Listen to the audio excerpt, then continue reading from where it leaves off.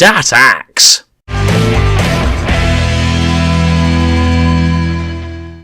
Hey guys, man, it's 9132, I'm the Robot Wars Guru.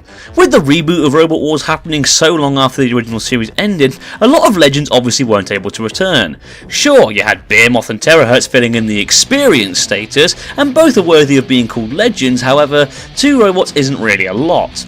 The good thing about this is that it gave new machines of the modern era a chance to make themselves legends of the current generation, and that's exactly what happened. Razor, Chaos 2 and Hypnodisc were all replaced as the big 3 by Apollo, Eruption and Carbide pretty quickly, with robots like Thor, Aftershock and Nuts 2 also showing potential to be legends discussed in the future. All 6 of these robots earned a right to be considered modern legends due to their appearance in all 3 reboot series, their success and fan bases, plus their memorability and entertainment value. However, there is one other robot that I personally think would have been suitable for such legend status. A robot that would have easily made it into that list I previously mentioned had it competed in more than just one series of the rebooted series. I am of course talking about TR2. How good was it? Well, let's find out. As usual, I'll start with how effective it was. Holy shit, this thing is a beast! Like the ultimate beast! Dan Severn on steroids level. About 4 people will actually get that joke. But seriously, TR2 is an all-around fantastic robot, built to battle and win. And win it did, being the only Heat winner in Series 8 to win all of its Heat battles, giving it the maximum 9 points in the head-to-head stages. In fact, overall it lost 1 fight in the whole series, making it the only robot in Series 8 to do so. How did it do this? Well, its design was definitely key.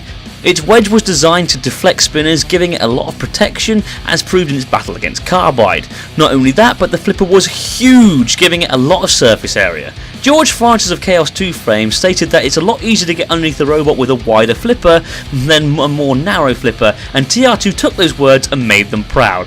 I mean, just look at this flipper! Look how huge it is! It's almost as big, if not bigger, than most competitor robots, allowing it to easily scoop up and chuck robots around easily. The robot could also self-right exceptionally well, apart from one instance which I will get to shortly. TR2 also really shone when it came to manoeuvrability. It was pretty quick at 15 miles per hour, and it was so nimble it could easily be used to outdrive almost any robot, which Alex Brown was more than happy to prove. And let's not forget that the big flipper also had the power to back up its size. I could have quite easily given this thing a perfect score of 10 out of 10 for effectiveness if it was not for one small thing: its unprotected rear. It pains me, but it's true. Its fight with Apollo proves it, with TR2 getting beached on its rear, allowing Apollo to pick up a KO victory. The scary thing is that, with the bum axe that they had on throughout the heat, this wouldn't have happened.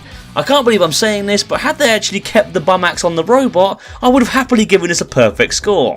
Sadly though, I can't. Sure, it wasn't a strong weakness, but it was a weakness nonetheless, and considering it cost them a much deserved Grand Final spot, I can't let it go unnoticed. Still, TR2 gets a staggering 9.5 out of 10 for effectiveness. But as we all know by now, the whole point of robot combat is to be entertaining. TR2 may be a very effective robot in battle, but does it entertain the audience that craves robot combat? Oh hell yeah it does! Well, it entertains me anyway. I love me some carnage and destruction, but I also love tactical battles that have strategic jiving, all of which TR2's battles were. Its fight against Apollo isn't just one of the best battles in the rebooted series, but in Robot Wars as a whole. I was honestly on the edge of my seat the whole time.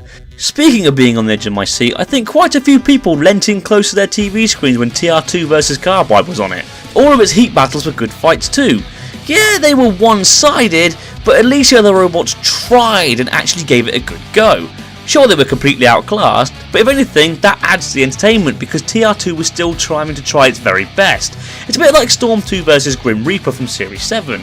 Yes, Storm 2 is bossing the fight and Grim Reaper is getting owned, but Grim Reaper is trying so hard that you can't help but think that maybe, just maybe, they might be able to turn the battle around. And that's what I get from TR2's fights.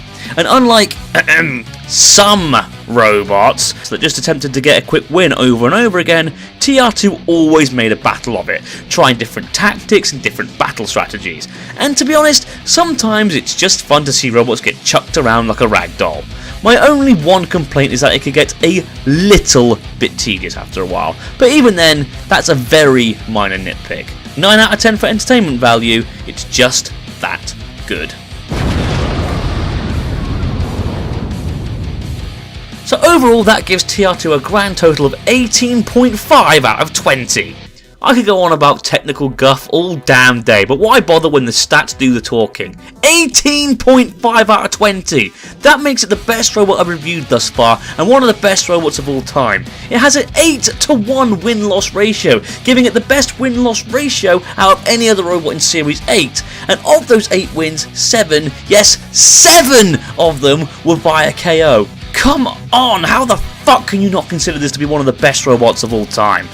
And I'm going to say this, had it beat Apollo, which it had the potential to do, it would have won the series in my opinion. 3 victories would have put it in the final against Carbide, which it proved it had no problem beating. And honestly, I think had it competed in Series 9 and 10, TR2 would have easily become a modern legend, which is why it's such a shame that it didn't return. And that's it for this review and this video. A special thank you to Silver TARDIS for requesting this one. I hope you enjoyed it. Do you guys agree or disagree with me? Let me know in the comments below. Thank you all for watching. I'm Anson913, the Robot Wars Guru, and I'll see you next time.